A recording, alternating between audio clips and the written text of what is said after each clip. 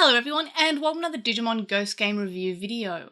This time I'm going to be going over this week's episode, which is episode 38, The Diviner. So a quick synopsis, so Hiro and his friend are going to a girls' school festival, or I guess it would probably be a bunkasai, like a cultural festival, and they're there to kind of help out because the main character, the person who's playing the main character of the production, fell ill. So Hiro does a replacement. However, he is kidnapped and then possessed by Domon, and it's kind of said that he is meant to be like this, possessed by this lord, this feudal lord who was trying to find a wife. So Domon's kind of helping out with that and like is basically bowing to Hiro or whoever has possessed Hiro. Meanwhile, we have Gammamon, who is trying to look for Hiro and finds a new Digimon called Espimon while he's trying to find him. We also have Gammamon contacting Ruli and Angoramon find Airdramon to help out to try to take them to where Hiro is. Gammamon and Espimon show up to where Hiro is, and Gammamon evolves to Wesengammamon and then to Canon Weissmon to defeat Domon, and Espimon's fairly impressed, and then he asks if he knows who Hiro is. Hiro says, "Hey, yo, that's me," and Espimon says, "Oh no, you can't be Hiro, you don't look like him," and then leaves. And yes, I can probably read too far into what Espimon says there and say, oh, what if Hiro's not the real Hiro? What if Hiro is actually some AI like in Atmon? I could totally just read into that too much, but I'm not going to because I've got other things I want to talk about, mainly Airdramon and Espimon, obviously. So Espimon leaves, and then we have Angoramon and Ruli and Airdramon show up, and even though they brought Airdramon to get there faster, they still got there at the end of the fight. So in terms of my thoughts on this episode, I'm probably going to be unfairly positive on this episode because not only did it have Espimon, who is a brand new Digimon who has been in the Digimon Dreamers manga, which is currently running, the latest Dim card, the card game, and now the anime. And it's sort of, I'm seeing this kind of as being the Digimon for the 25th anniversary of the franchise. So Espimon being this little Hamtaro robot-looking character. Super adorable. In Digimon Dreamers, which I've been translating and reading through and reviewing every month on this channel, if you haven't already checked that out, I suggest you to do so because it's a fun, cute little story. We have Pulsemon, who is unable to evolve fully to his adult form. He only can do something called localized evolution, where his arm evolves into Bulkmon's arm, and then he punches with the arm, and he can kind of not fully evolve, but parts of him are able to evolve, and that's called localized evolution. Espimon shows up in Digimon Dreamers as being a Digimon who is researching localized evolution. And they actually, interestingly enough, use Chimeramon as an example of a Digimon who can like locally evolve into different Digimon. And I really like how they brought that up on the basis that it's giving Chimeramon a reason to exist in the franchise outside of the adventure universe and being created by the Digimon Emperor / Ken. So it is nice that we're giving a reason for Chimeramon existing as a potential like explanation with localized evolution. So I'm a big fan of that being brought up. But anyway, it's nice to see Espimon also in the anime, a similar kind of like rogue wanderer kind of like investigative character, someone who's researching something. In this case, he's looking for Hiro, and we don't know why, so there's a little bit of a plot thread there, so that's pretty cool. We also have Airdramon, who is one of the oldest Digimon. Airdramon was originally on the first Digital Monster Virtual Pet, so that was like at the very start of the franchise when Digimon just started, and Airdramon was there, and then Aidramon's kind of been in, he was like in 02 as what would like transport Ken around, but that's about it. So it's nice to see Airdramon being a supporting character and actually talk, not just being a monstrous character.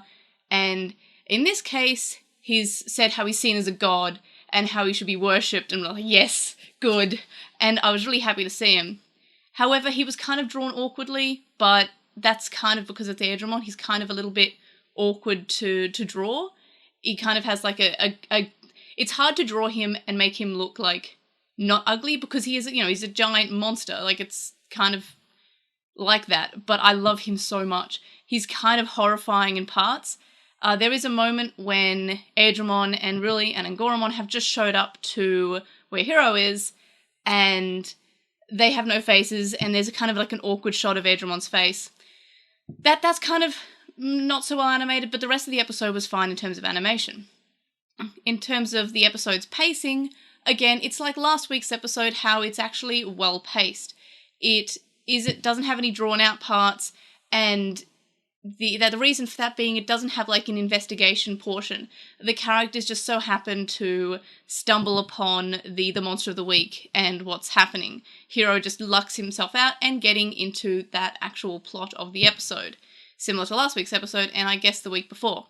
So as much as I do love when we do the investigation part does take up a huge chunk of the episode.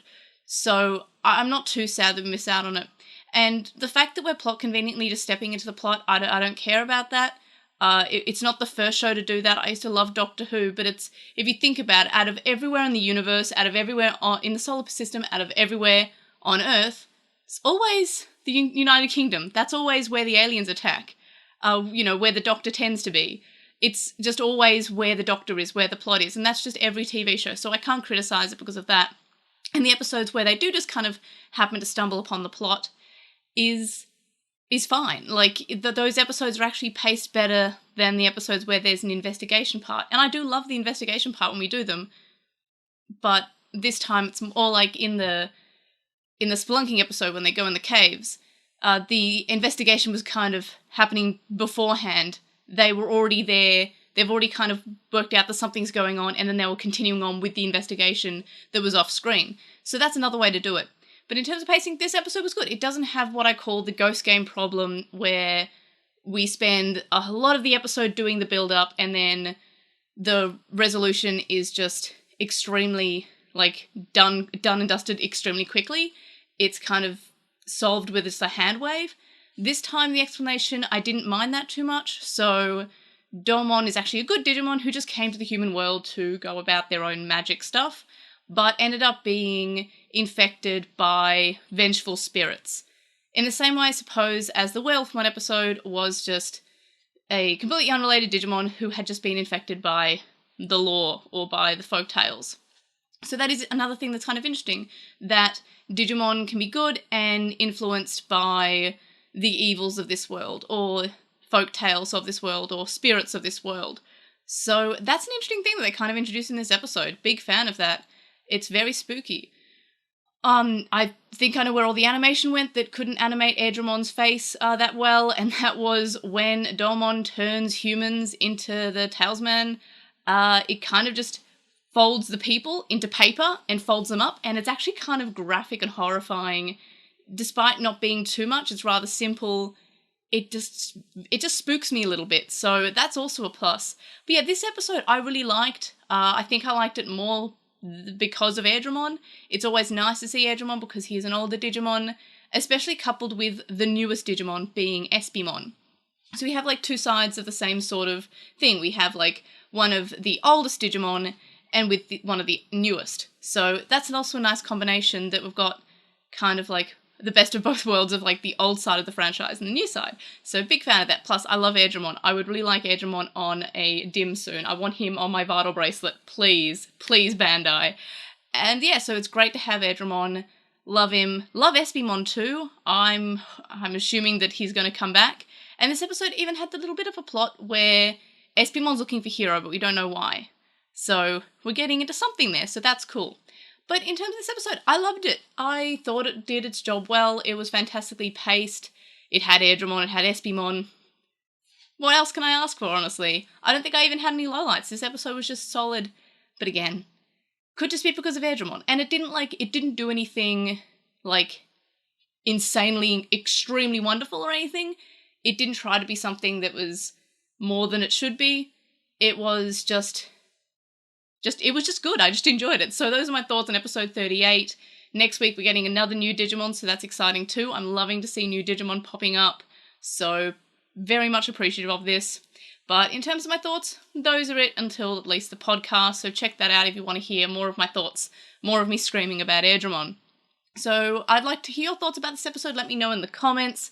Like this video for Digimon in the anime. Subscribe if you haven't already, because I'm still trying to reach 12,000 subscribers by the end of the month. So please subscribe if you haven't already, and of course tell your friends. And yep, I'll see you on the next one. Maybe not while screaming more about Digimon. Who can tell, but you'll have to find out by watching the next one. See ya, bye!